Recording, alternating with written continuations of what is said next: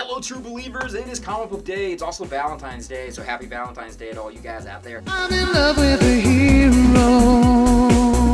I'm in love with the one who will. First comic I read this week was Action Comics number 997, Booster Shot Part 5. It is an interesting story where Superman teams up with Booster Gold and they go into the future that is ruled by Zod and Ursa and their son. Unfortunately, though, the whole story was teasing at the idea that we would get some answers as to what was going on with Jor-El. But no, that is not what's happening here. They do keep going back to the idea about why the adventure started, but it's going in a completely different direction. In my humble opinion, that is a huge missed opportunity. Titans issue number 20, Titans Apart Part 1. Previously, the Titans were disbanded by the Justice League. Roy Harper didn't take that too well, so he struck out on his own. And he got into a big thing with Intergang. Luckily, in this issue, he teams up with Cheshire, who kind of saves him, but of course, she has her own ulterior motive. This issue also teases with the idea about Donna Troy and her origin. In the Rebirth universe, we really don't have too much of an idea about where she came from and how she fits into everything. Flash, issue number 40, Perfect Storm Part 2. This almost feels like a filler story before the major story having to do with the whole Flash Wars is going to be taking place later. But in this issue, we have Gorilla Grodd, who has the Speed Force at his command. But not only does he beat Barry down, but he also takes his powers away. Luckily, though, currently there are a couple other speedsters that can step in. Wonder Woman, issue number 40, Swan Song Conclusion. To be honest, the whole story having to do with the new Silver Swan really wasn't that interesting. I was much more interested in the fate of Wonder Woman's brother, Jason, which this does give a bit of closure as to what's happened with him, with still leaving it off on a huge mystery. So I am very curious as to what's going to happen with that. Darth Vader, issue number 11. Vader is training the new group of Inquisitors, but he's also hunting down other Force-sensitive people. He's tracked down by some mercenaries who are taking out a hit on him, where he tries to find out who their employer is, which you could probably guess who that may be, especially if you already know Vader's relationships. Finally, the last comic book I read was Detective Comics issue 974, Night's Fall. Previously, Clayface was going on a huge rampage, and Batwoman killed it. Like, literally, she shot him through the head with a bullet that could decompose his whole body. And the Bat family is not too happy about any of this. This is going to be leading into a bigger storyline as to what's going to be happening to Batwoman, whether or not she's going to continue on being a vigilante,